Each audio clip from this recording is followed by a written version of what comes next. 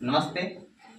आज का टॉपिक है जो जोरदार सेंटेंस हम लोग बना रहे हैं। कैसा सेंटेंस बना रहे हैं? जोरदार, जो कि इंग्लिश में एम्फेटिक स्टेटमेंट सेंटेंस है, माने जोरदार सूचक वाक्य को बना रहे हैं। जो आज हम लोग लेक्चर नंबर 3 और रूल 8वां में आप पहुंच चुके हैं। हम लोग जोरदार सेंटेंस जो है, एक जैसे मैं ही तो हूं, मैं पढ़ता तो ही हूं, मैं पढ़ता रहता हूं, और ऐसे सेंटेंस हम लोग देखे। और फिर अब आज जो है 8वां सेंटेंस माने 8वां रूल, अब इन वाक्यों पर विचार करेंगे। अब देखिए कैसे, जैसे मैं बालू ही बालू देखता, ऐसा सेंटेंस आता है, जोड़ दे रहा है, मैं पानी ही पानी पाता हूं। तो ऐसे वाक्य में संज्ञा प्लस ही प्लस संज्ञा का प्रयोग होता है और वाक्य बहुत जोरदार बन जाता है। इनकी बनावट होती है। देखो, मैं बालू ही बालू, बालू है संज्ञा, बालू है संज्ञा, संज्ञा संज्ञा, अरे संज्ञा ही प्लस संज्ञा, तो इसको ही लग गया तो हम समझ गए कि जोरदार सेंटेंस है। जब ऐसे सेंटेंस होते हैं तो इसका रूल होता है, क्या होता है कि सब्जेक्ट प्लस वर्ब, इसके बाद नथिंग बट, तब नाउन आता है। ठीक है, या इसको लिखेंगे सब्जेक्ट प्लस इज, तब नथिंग बट, तब नाउन आएगा। ठीक है, रूल समझ में आ रहा है? तो देखते हैं हम ऐसे सेंटेंस को कैसे बनाए जाते हैं। जैसे देखिए, यहां पर जो है, ठीक है, कि मैं बालू ही बालू देखता। देखिए, देखता हूं वर्ब हो गया, कौन देखता हूं? मैं, सब्जेक्ट, और नाउन प्लस ही प्लस नाउन वाले सब्जेक्ट को बनाना है हमको।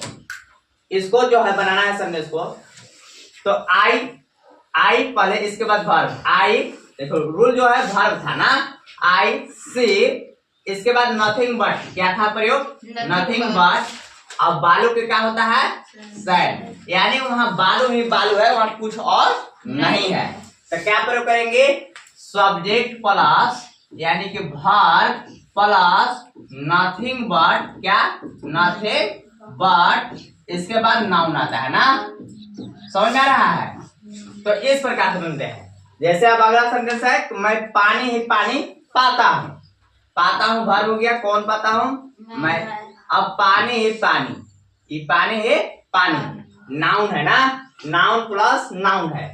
तो आई पाना का अंग्रेजी फाइंड होता है, आई फाइंड, इसके बाद प्रयोग करना है नथिंग बट, और पानी के क्या होता है? Water. I find nothing but water, क्या होगा? I find nothing but water. यहाँ पेड़ ही पेड़ है, तो अब यहाँ पेड़ ही पेड़ है, सब्जेक्ट नहीं मिलता है, तो क्या करना है? देयर का प्रयोग किया जाता है। तो देयर तब इज का प्रयोग होगा ना, there is nothing but tree here. Tree means पेड़, और हियर मीन्स यहाँ। There is nothing but tree here. यहाँ घास ही घास है, तो कैसे बनाएंगे? There is nothing but grass here. समझ में आ रहा होगा? आगे समझ में। अब देखते हैं, नेक्स्ट बनाने का प्रयास करते हैं। देखते हैं, ट्रांसलेट इनटू इंग्लिश। यहाँ कीचड़ ही कीचड़ है, तो कैसे बनाएंगे? क्या का प्रयोग होगा? देयर, बोलिए, there is nothing but, mud means क्या होता है? मड। समझ में आ रहा है? यहाँ गरीब ही गरीब है, तो कैसे बनाएंगे? There is nothing but poor hair, poor,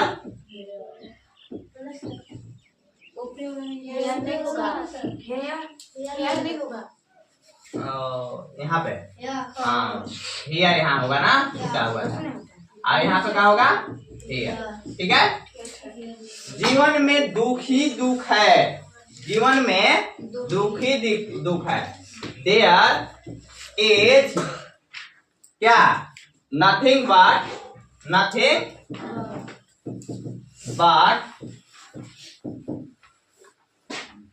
देखिए दुख ही दुख है, सोरो होता है। क्या होता है? सोरो। इन लाइफ समझ में आ रहा है? कैसे बनाएंगे? देयर इज नथिंग बट सोरो इन लाइफ, जीवन में दुख ही दुख है।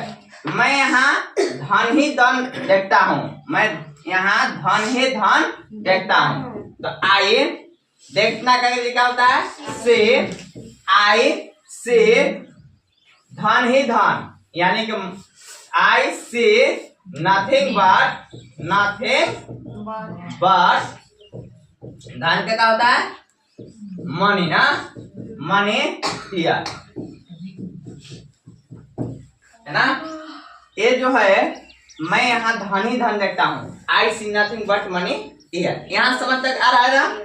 अब नेक्स्ट है, आप लोग को बनाने के लिए भी है। देखिए सेंटेंस इसी प्रकार का है, आप लोग को होमवर्क भी है कुछ और कुछ बता भी देते हैं। चलिए चलते हैं, एक दो बता देते हैं, ठीक है। आप लोग बाकी इसमें से बताइए कौन सा बताएं, जो बताएंगे वही बनाएंगे। यहाँ अंधकार ही अंधकार है, तो यहाँ पर लिखेंगे कि यहाँ अंधकार ही अंधकार है। तो देयर इज देखिए देयर इज नथिंग बट का प्रयोग होगा नथिंग बट अंधकार के पता है डार्क हियर। अगला बोलो और सेंटेंस बोलो, कौन बना दे? 11-12 नहीं सर, रहने देना। हाँ। अब जैसे कि यहाँ दूध ही दूध है, चलो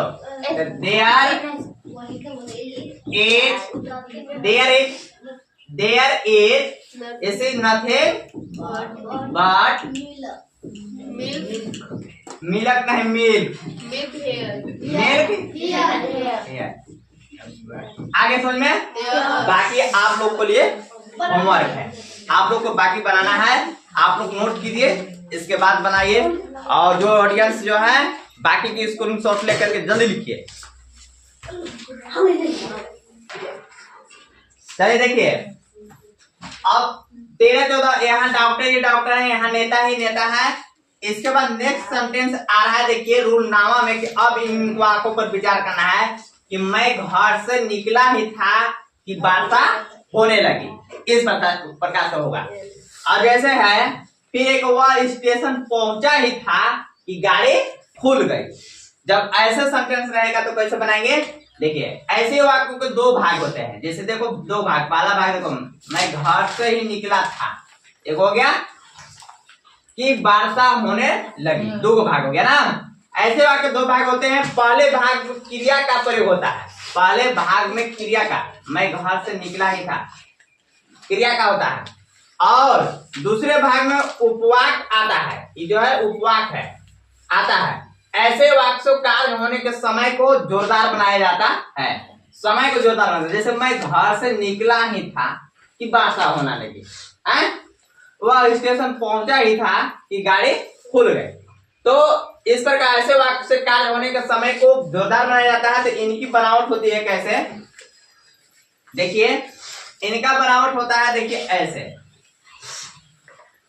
प्रधान उपवाक क्रिया ही की आश्रित उपवाक, माने प्रधान उपवाक प्लस क्रिया प्लस हे प्लस तब यह की रहता है, तब आश्रित उपवाक रहता है, ठीक है।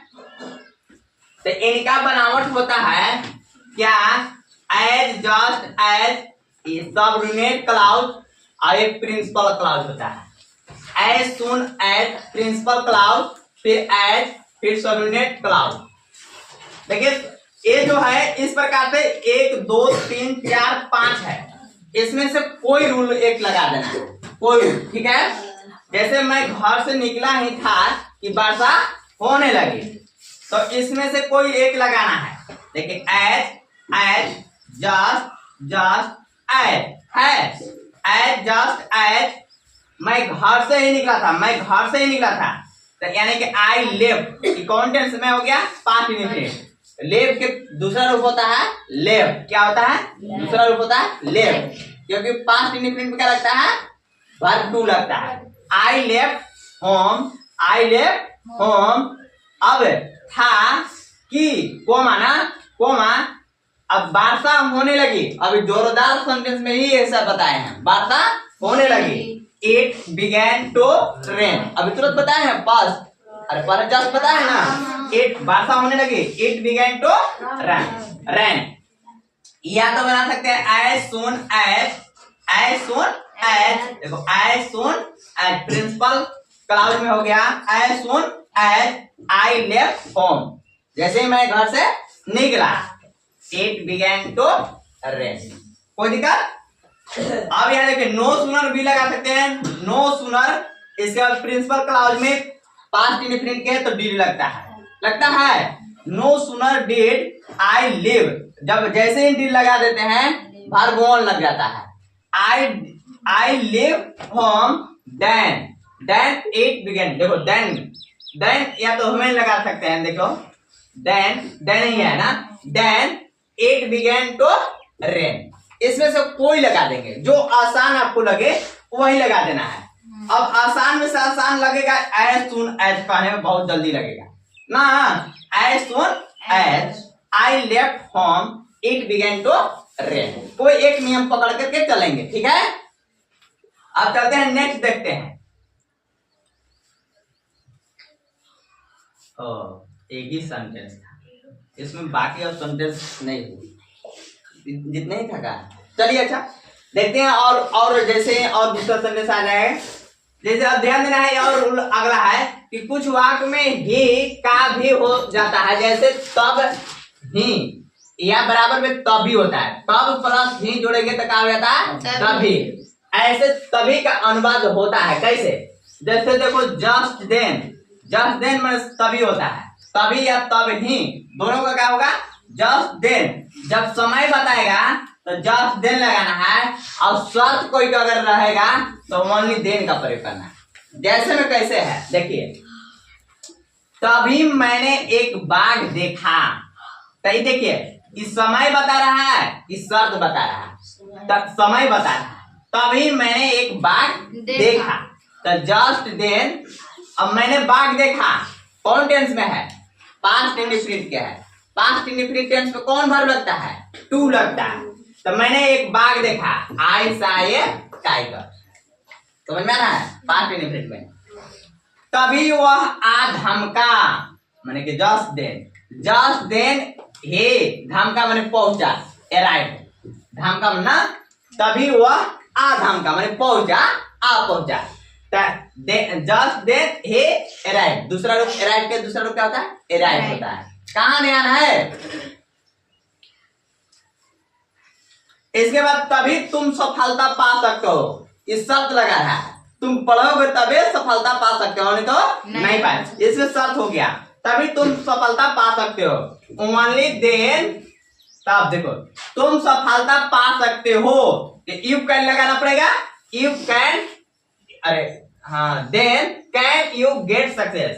तुम सफलता पा सकते हो, कैन यू गेट सक्सेस। तभी मैं तेरी मदद कर सकता हूँ, ओनली देन। अरे शर्त में लग रहा है, तभी मैं तेरी मदद कर सकता। तुम आज मदद करोगे तभी तुमको मदद कर सकता, तो नहीं करोगा। Only then can I help you, I help you, I help you. आ रहा समझ में? अब देखिए नेक्स्ट क्या है। अगला रूल है दूसरा में 9 के भी है। कुछ वाक्य में समय, स्थान, क्रम, शर्त आदि भाव सूचित करने वाले अव्यय या क्रिया विशेषण का प्रयोग होता है, और इनकी सहायता से वाक्य जोरदार बन जाते हैं। इनकी बनावट होती है कैसे? समय, स्थान, क्रम, शर्त, सूचक, अव्यय, क्रिया विशेषण, कर्ता, क्रिया। इनका अनुवाद होता है कैसे? देखिए adverb conjunction plus verb plus subject plus other word होता है। जैसे तब युद्ध आया, तब युद्ध आया। देखो एडवर्ब कंजंक्शन, तब जाकर के वर्ब लगेगा। तो इसमें देखिए तब का अंग्रेजी क्या होगा? देन। युद्ध आया, जैसे भर तुरंत इसके बाद भर बना है तो युद्ध है भर कि आया भर है आना ना। अरे युद्ध नहीं युद्ध पढ़ाता है तब युद्ध आया नहीं युद्ध आया ना। देन इसके बाद आना का क्या होता है कोई केम हो जाएगा पास्ट इंडिफिनिट ना हो गया केम। देन केम द वार युद्ध के क्या होता है वार। बाहर आ गया वह बाहर का अंग्रेजी पहले होगा आउट आ गया तो केम कौन आया तो वो यहाँ क्या लगा देंगे अपने समझ आया। भीतर घुस गया चोर माने इन अंदर इन केम द थीफ माने कि चोर अंदर घुस गया ना। उसके बाद वो आए माने नेक्स्ट केम सी कुछ भी मैंने नहीं जाना मतलब कि little did I know now नहीं नो क्या पढ़ेंगे नो। इस प्रकार से सेंटेंस पाने के लिए आप बने रहिए इस चैनल से सुनील सर स्टडी सेंटर में। आपको धमाकेदार हमेशा ऐसे सेंटेंस लेकर के आता है। सो प्लीज ऐसे सेंटेंस पाना है तो इस चैनल को सब्सक्राइब और लाइक और शेयर अवश्य करें। धन्यवाद।